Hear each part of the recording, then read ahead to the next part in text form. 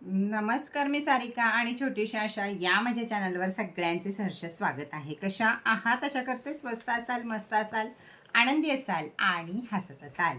तर चला, ज्यांच्या काही ऑर्डर राहिल्यात त्यांनी हाय करून नंबरवरती घ्या, म्हणजे आज उद्यामध्ये तुमच्या ऑर्डर कंप्लीट होतील. थोडीफार माझी तब्येत आज ठीक आहे पहिल्यापेक्षा. तर बघू, 2 ते 3 तास आज काम करायचं मी ठरवलं आहे. तर बघूया किती काम होतं आहे. ज्यांचं राहिलं असेल त्यांनी हाय करून नंबरवरती घ्या. मार्च महिना शेवटचा महिना आहे आपल्याला आपल्या राशी ब्रेसलेटसाठी. तर कृपया सगळ्या फॅमिलीकडं राशी ब्रेसलेट, राशी किचन, राशी पेन, राशी हे कॉईन, हे काही ना काहीतरी असावं ह्याचा नक्की विचार करा आणि एवढ्या महिन्याचा लाभ घ्या. त्याचबरोबर आपल्याकडं होळी हा अतिशय महत्त्वाचा सण आहे निगेटिव्ह एनर्जीवर आपल्याला जय मिळवण्यासाठी. त्यासाठी होळी तयार केली आहे मी. हा सिरॅमिकचा बाऊल आहे, त्यामध्ये तुम्हाला एक धूप कप मिळणार आहे. एनर्जी केलेली म्हणजे रेकी केलेली तो सगळं असणार आहे. त्याबरोबर तुम्हाला साग मिळणार आहे, ह्याच्याबरोबर पिवळं मीठ मिळणार आहे तुम्हाला. त्याचबरोबर भीमसेनी कापूर मिळणार आहे आणि एक निगेटिव्ह एनर्जीचा स्प्रे म्हणजे पॉझिटिव्ह एनर्जी स्प्रे मिळणार आहे. तर एवढं सगळं आपल्याला होळी दिवशी करायचं आहे. काय करायचं हे आधीच्या व्हिडिओमध्ये सांगितलंय. जर कुणाला हवं असेल तर 1200 रुपये किंमत आहे, 100 रुपये कुरिअर चार्ज आहे, तर आपण घेऊ शकता. तर चला, आजच्या व्हिडिओला सुरुवात करूया. एक स्माईल देऊन, एक स्माईल माझ्यासाठी, एक बाबांसाठी, एक युनिव्हर्ससाठी, एक स्वतःसाठी देऊन आपण व्हिडिओला सुरुवात करूया. काय विषय घेऊन आली आज मी तुमच्यापाशी? तर शनीच्या 7:30 माणसाला जास्त आजारपणं काय येतात? शनीच्या 7:30 किंवा केतू, शनी, राहू, राकेश जर एकत्र असतात त्यावेळी माणसाला सगळ्यात जास्त आजारपणं काय येतात? तर केतू हा ग्रह काय करतो?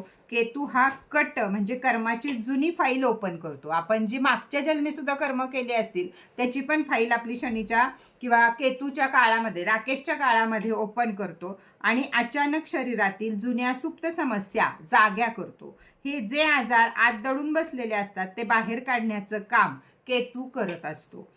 शनी म्हणजे काय? तर शनी म्हणजे धीमापणा, खोल परिणाम करणारा ग्रह.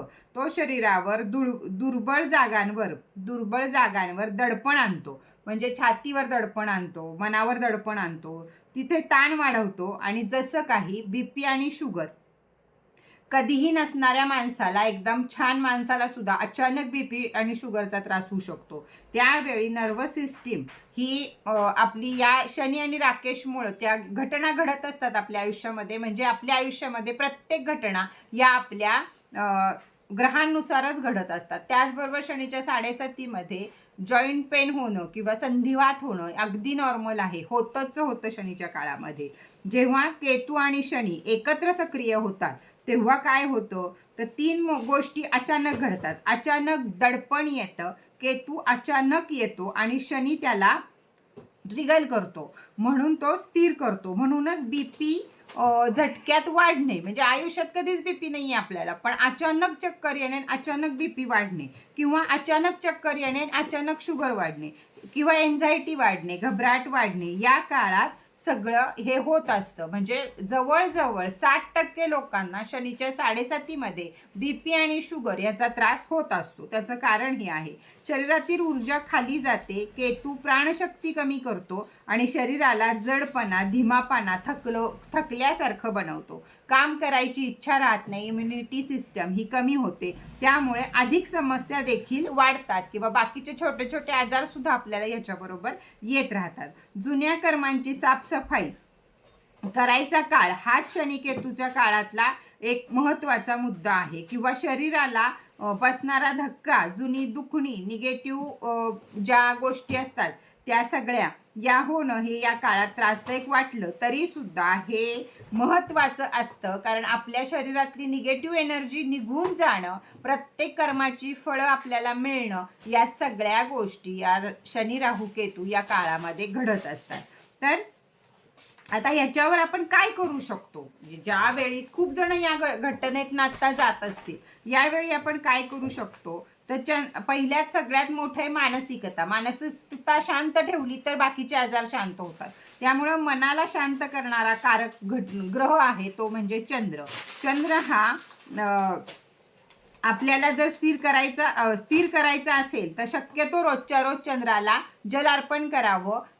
सोमवारचा जर तुम्हाला जमला तर उपास करावा किंवा ओम सोमाय नमः ह्याचा चंद्राकडे रोज 5 मिनिटं बघून तरी जप करावा. म्हणजे परत परत याच आपल्याला पुनरावृत्ती होत नाही. भले शनीच्या 7:30मध्ये बीपी, शुगर, थायरॉइड अजून कोणतेही त्रास आपल्याला झाले तर ते लेवलमध्ये राहण्याचं काम हे आपल्या मनावर असतं. त्यासाठी चंद्राची सेवा आणि चंद्राचं हे करत राहिलंच पाहिजे. आता केतू आणि शनी यांच्या दडपणाला संतुलित करण्यासाठी रोज 5 मिनिटं खोल श्वास घेतला पाहिजे, सोडला पाहिजे. मोकळ्या वातावरणामध्ये सकाळच्या बसून आपल्याला जर हे मोकळा श्वास घेता आला तर आपल्याला रिलॅक्स वाटते.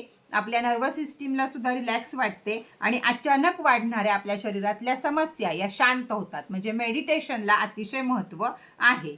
ओम ह्रीम नमः, ओम ह्रीम नमः हा छोटा पण शक्तिशाली मंत्र जर आपण रोज 81 वेळा म्हटला तर केतूची नकारात्मकता कमी होते आणि शरीरामध्ये ज्या निगेटिव्ह आजार आलेले असतात ते सुद्धा कमी होण्यास किंवा स्थिर होण्यास आपल्याला मदत होते. रोजच्या सूर्यप्रकाशात 3 ते 4 मिनिटं उभं राहिलं आणि शनिकेतूच्या काळात शरीराला सूर्याची ऊर्जा मिळवली तर परत जगण्याची इच्छा किंवा जगण्यासाठी जे आपल्याला लागतं शरीराला ताकद, तणाव कमी करून ती आपल्याला मिळायला सुरुवात होते. पायाला जर आपण तूप लावलं तर शनी आणि राहुकेतूचं हे प्रेशर आपल्यावरचं कमी होतं आणि नसांवरील ताण कमी होतो आणि बीपी मध्ये आपल्याला आराम मिळतो. आता या काळामध्ये एक महत्त्वाचा सल्ला, या काळामध्ये घाबरण्याचं काहीच कारण नाही. कारण शनी केतू हे शरीराला शिक्षा करत नाहीत, ते फक्त शुद्धीकरण करतात. जुन्या आजार तुम्हाला काय आहेत हे दाखवून देतात. त्यामुळे आपण त्याच्यावर इलाज करतो आणि आपल्या शरीराचं शुद्धीकरण होतं. शरीराला थोडं हलकं वाटतं. पण याची जी सकारात्मकता असते ती दीर्घकाळ असते.